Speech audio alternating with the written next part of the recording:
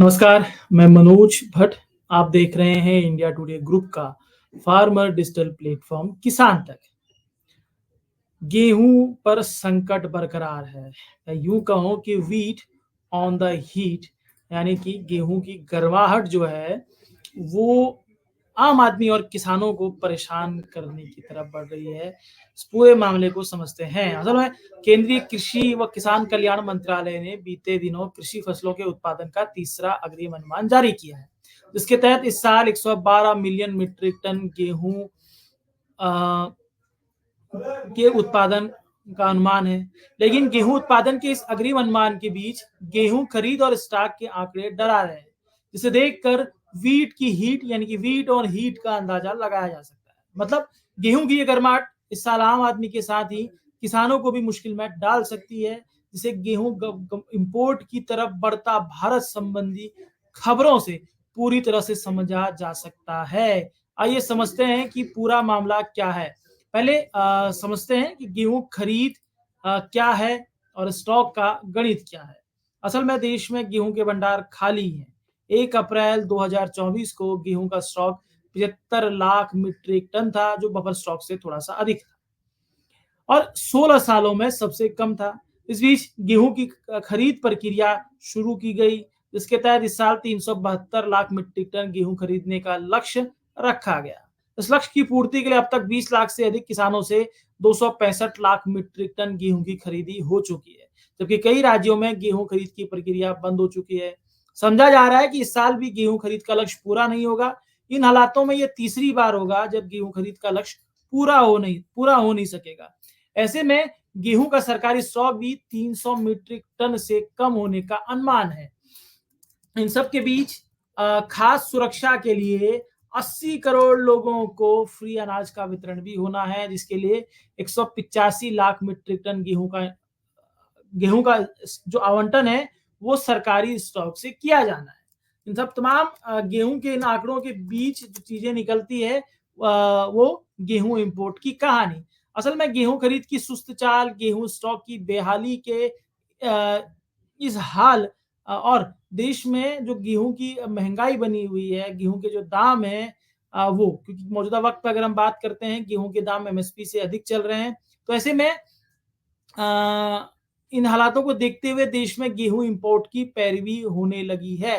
बीते दिनों आटा फ्लोर मिल एसोसिएशन ने गेहूं इंपोर्ट पर लगाई गई 40% ड्यूटी हटाने की मांग की थी, जिससे विदेशों से सस्ता गेहूं भारत आ सके। हालांकि गेहूं इंपोर्ट पर नई सरकार को फैसला लेना है, लेकिन माना जा रहा है कि अगर गेहूं इंपोर्ट होता है तो तकरीबन जो है 50 मीट्रिक टन गेहूं इंपोर्ट किया जा सकता है। अब बात करते हैं कि कैसे किसान और आम आदमी के लिए गेहूं इंपोर्ट की जो पॉलिसी है वो खतरनाक हो सकती है। देश में 112 मिलियन मीट्रिक टन गेहूं की खरीद हुई है, गेहूं के उत्पादन का अनुमान है।